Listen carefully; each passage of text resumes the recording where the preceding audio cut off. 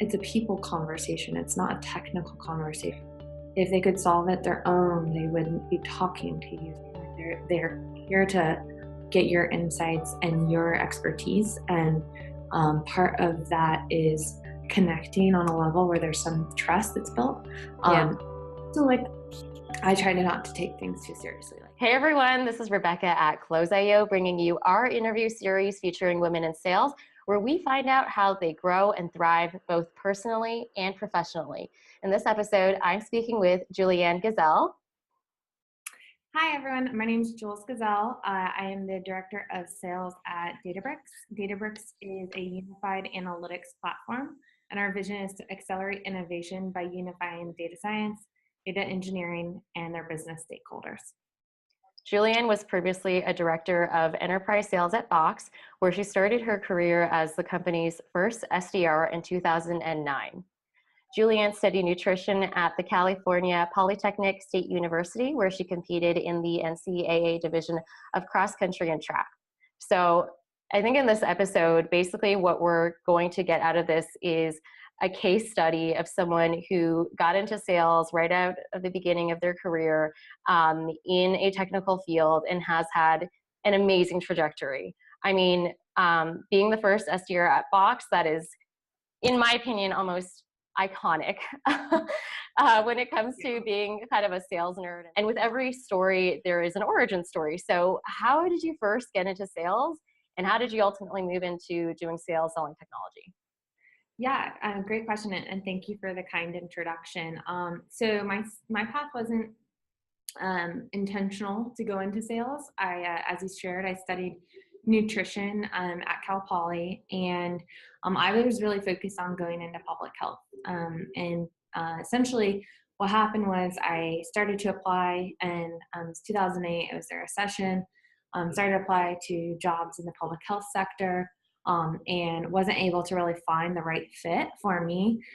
So I decided to take another year of classes back at Cal Poly after I graduated to get a second concentration in my degree.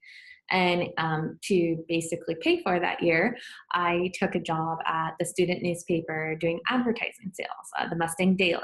And so that was really my first experience and exposure to sales as a job and then eventually a career path. And so I really found I loved the aspects of helping people, helping small business owners at the Mustang Daily meet their revenue goals, attract new customers.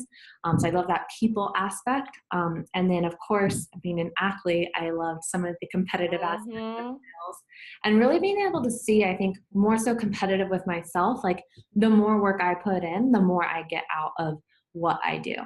And so that was my first sales experience. And then from there, I actually landed a role at the Mercury News in San Jose, California, which is a large newspaper. So you can imagine in 2008, as the recession is happening and the kind of onslaught of services like Yelp and other online ways to attract customers, selling a paper product to small mom and pop businesses was a great place to cut your teeth and definitely learn about solution selling and really tying value back to what you're offering to your customers.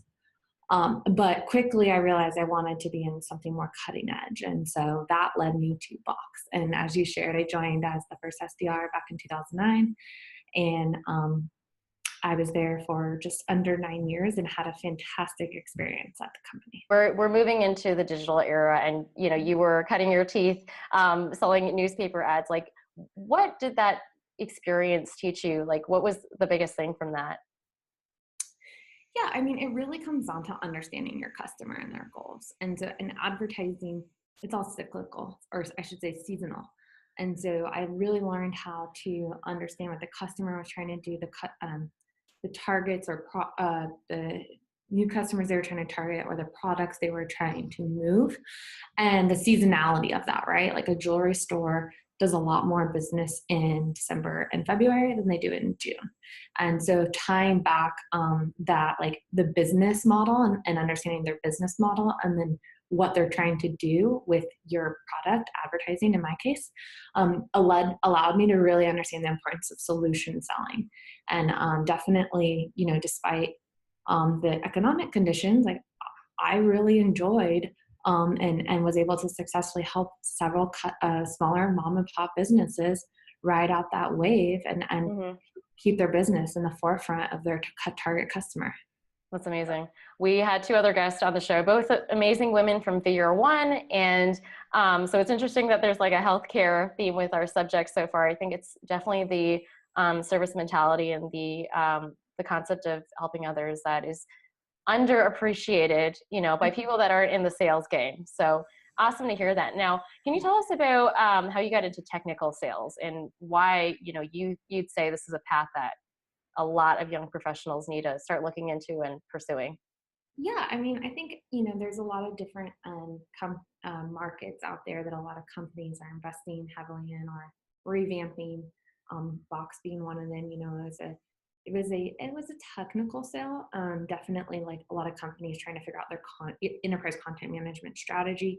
Um, Joining Databricks was an exciting decision that I made to really try a new industry. And at the time where there's uh, a significant investment being made of companies of all sizes to understand how they can use data, big data, and AI to transform their business. And so while it is more technical than my prior sales roles, I've learned quickly that you still have to tie it back to business value, which is something that I, of course, have exposure to from my 10 plus years of selling prior to joining Databricks. What would you say for somebody who doesn't really have a lot of has never had a lot of exposure, whether from school or previous roles, in a more technical industry, and how do they take the first step towards technology?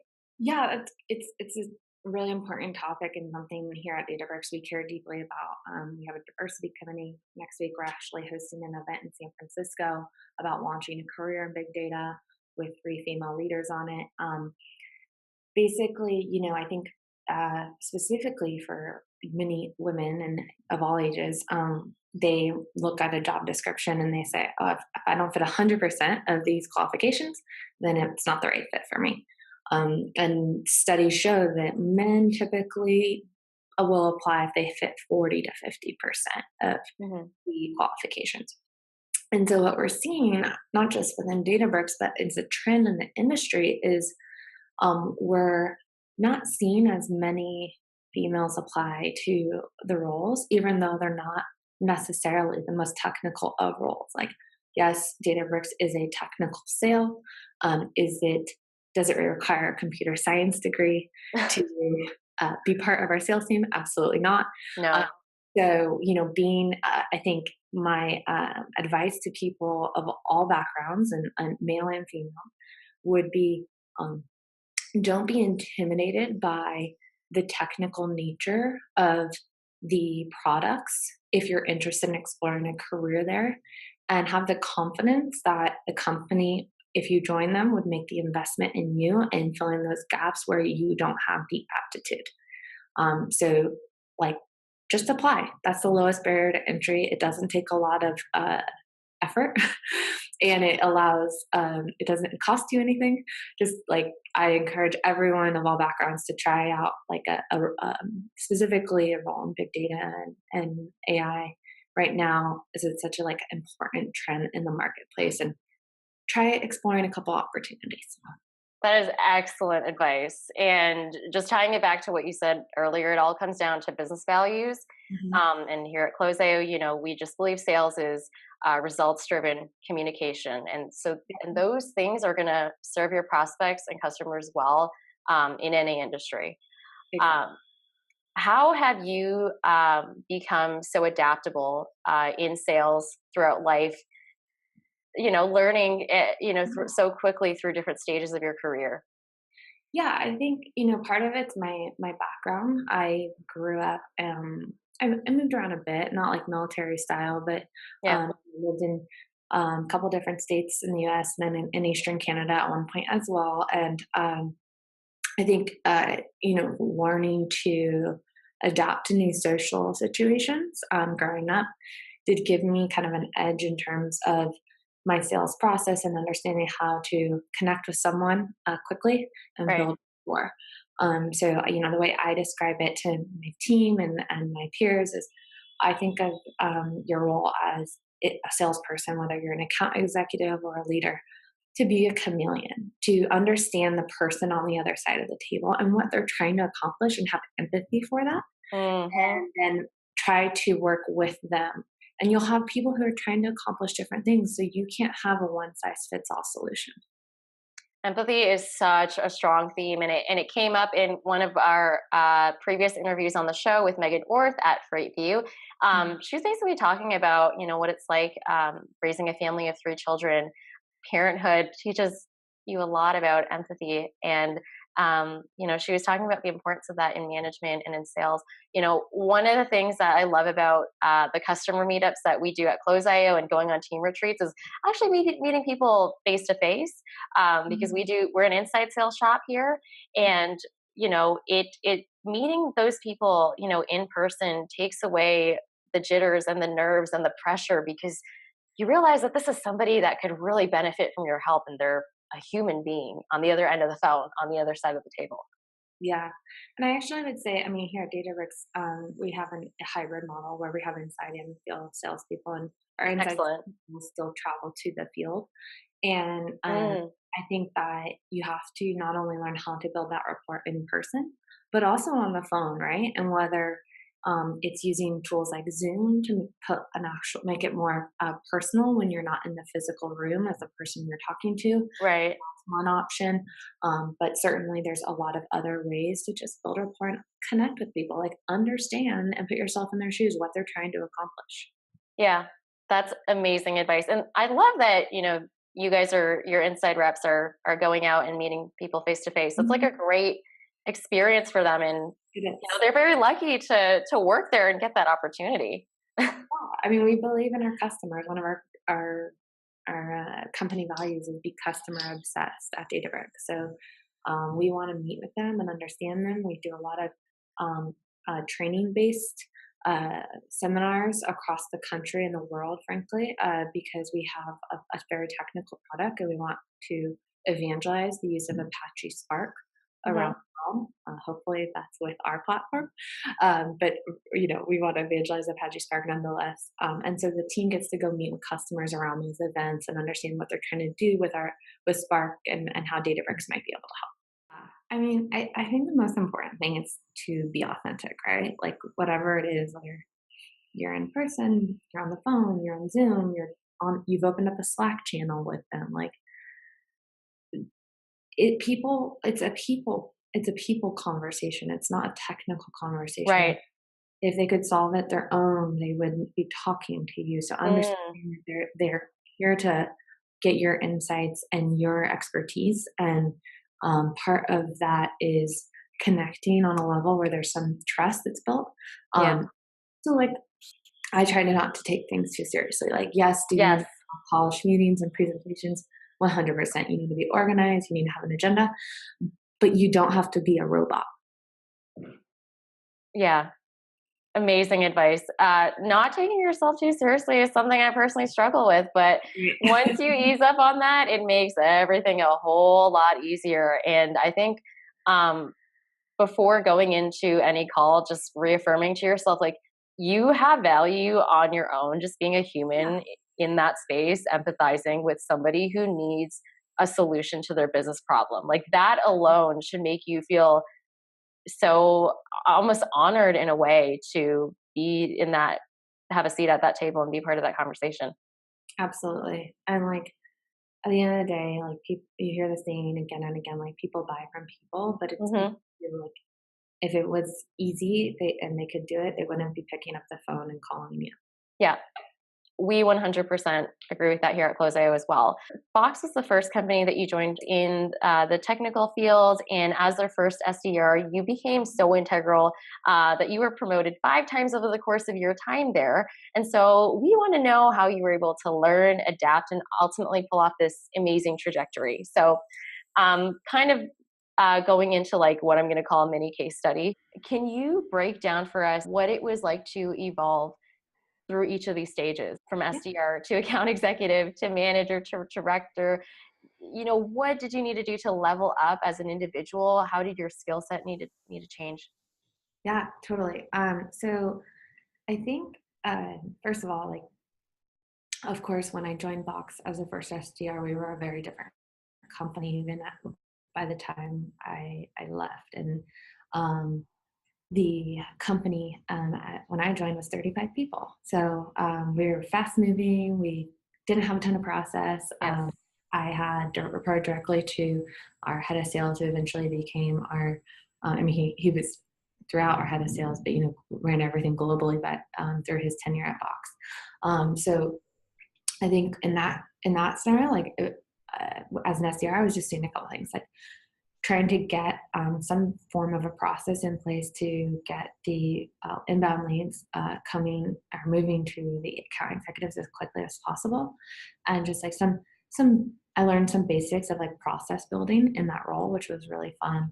And then I also, of course, like had a great relationship with our head of sales, Jim Herbold, who coached me and advised me throughout the process. So I learned a lot about like the rest of the sales cycle, given I was new to the technical sale and a SaaS-based model, and how you have to the different levers you have to focus on in that role. So it definitely, I think that was kind of just a brain dump for 5 months. But like the key job being to make sure the leads got to the AEs as quickly as possible to drive revenue. And then, because I had already had a closing role in my advertising career, and within 5 months, kind of under mutual agreement, when I started, I was moved into the account executive role. And I think at that point in time, we were a slightly bigger company, but still pretty nimble, and very nimble, I should say, still sub 100 employees. And so it was more about just like learning as much as I could about the sales process. Like at this point in time, I'd really only had 9 months of full-time closing sales experience under my belt, and that was in a very different industry. And so building those internal mentorship relationships, I was the first female in sales at Box. So I was really fortunate to have a bunch of guys who I worked with, and to this day are close friends, who guided me through that first account executive role and taught me a lot about sales and negotiations and how to create effective messaging. And those relationships basically were critical to the rest of my success throughout my tenure at Box. Yeah.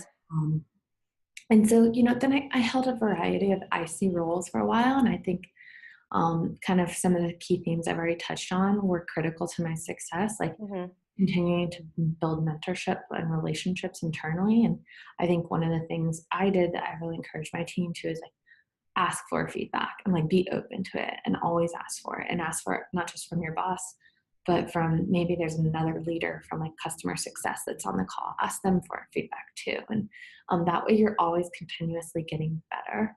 I also think that there's something to be said about just natural curiosity and seeing how other people conduct their business.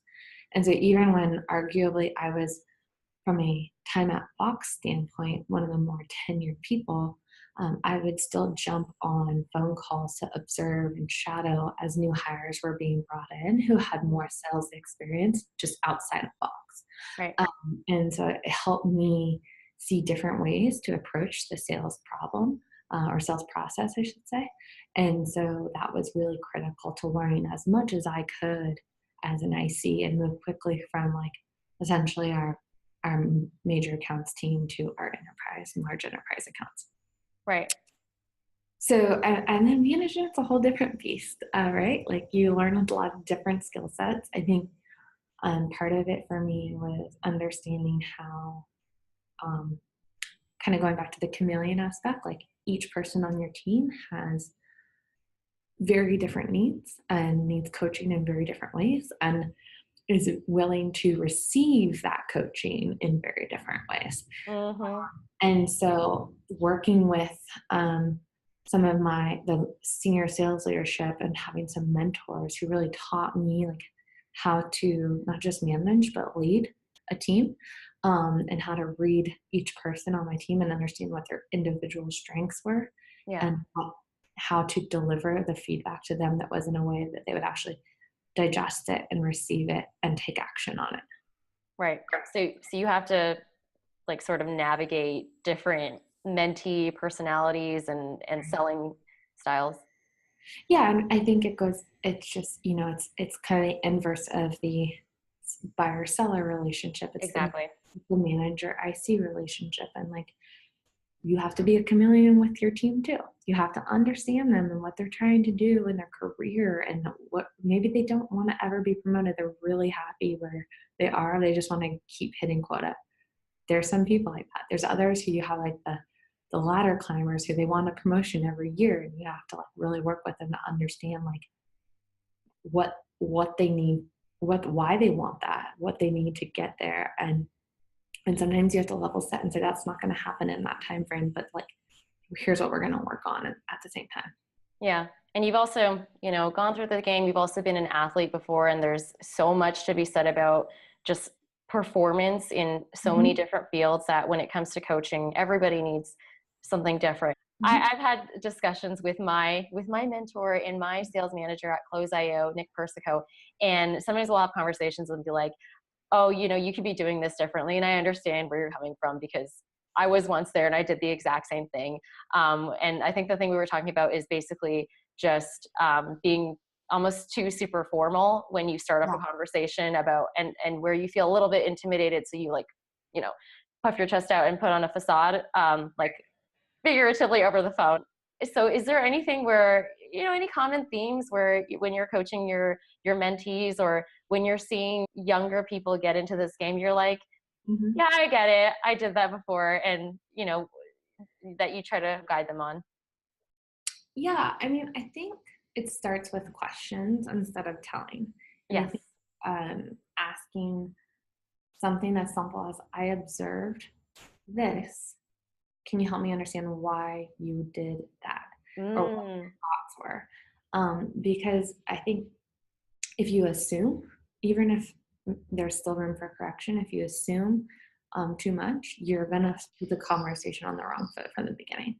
So asking questions like, why, why are you doing that? Or like, what was your intention there? I think lead to much more productive feedback discussions than just saying, hey, don't do that again. And there's some things where you just have to say, like, be very direct, like, that's not okay, or like, this is not how we operate. But asking the like questions, getting them, your team to open up first, helps create a more kind of mutual dynamic of feedback. Yeah. I love the inquisitiveness and the empathy that goes behind that. It's like, it's almost non-judgmental and not too, I guess, scary for the person receiving that feedback. Yeah. And it makes you really level from, because maybe they started off at the right place. They just kind of went in the wrong direction, but if you kind of just cut them off and say, well, you don't do that, then they'll think that the whole thing was wrong. But if you can almost salvage the good part of where the thought process was going, then they'll feel so much more invigorated and emboldened to like do better next time, while still trusting their instincts. Because sometimes in getting feedback, you can start to second guess yourself when you feel like, oh geez, am I gonna stuff this up again? Right. Totally. You've had an amazing trajectory and career here, and I know that we are just getting started in terms of seeing where you go, and you are going nowhere. You're going to be crushing this game. Is there anything that you'd like to leave our audience with? Is there anything, if there's anything I didn't ask or touch on? I mean, we've covered a lot of great topics, so thank you, Rebecca. I think I would say, there's probably a couple different personas in the audience, right? There's probably some people who are individual contributors, whether they're SDRs or AEs or sales engineers, who might be thinking like, what do I want to do in my career? Like, is this the right fit? And then I'm sure there's a lot of leaders on the call who listen to this as well. I would say for me, I think the most important thing is to not be afraid to take risks. And you might be in the wrong, if you're not in a sales role and you're not loving it, maybe you're just in the wrong market. Maybe you need to try something you're more personally passionate about. Now, with startups right now, there's literally a job in every foreseeable industry. You're into blockchain, go to a crypto startup.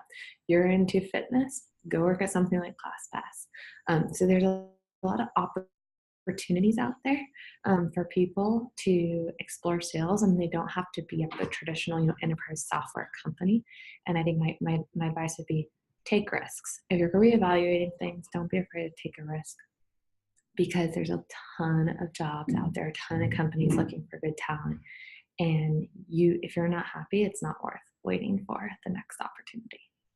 Thank you for that, Julianne. And where can people find you and connect with you? Julianne Gsell on LinkedIn. You can search Databricks, and I look forward to connecting with some of the listeners. Hey, did you enjoy this episode? I'd love to hear your thoughts and suggestions. If you have questions that you'd like our guests to answer, or if you know of a woman in sales that we should feature, email me, Rebecca@close.io. That's with 1 B and 2 C's. And if you enjoyed this episode, got value out of it, got inspired, share it with a friend. There's a link in the description where you can also find show notes. And you can follow this series by subscribing to Close.io's YouTube channel, iTunes, SoundCloud, and various other podcast apps that you might already use. See you guys on the next one.